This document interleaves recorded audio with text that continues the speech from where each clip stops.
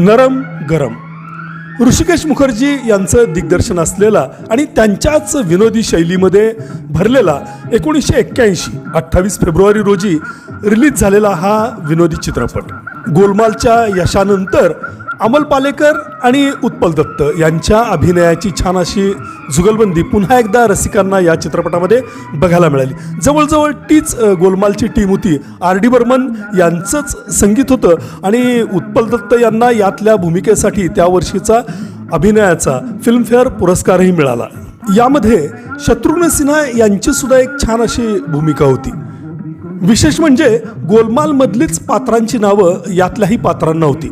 म्हणजे उत्पल दत्त यांचं नाव भवानी शंकर आणि अमोल पालेकर यांचं नाव रामप्रसादच होतं.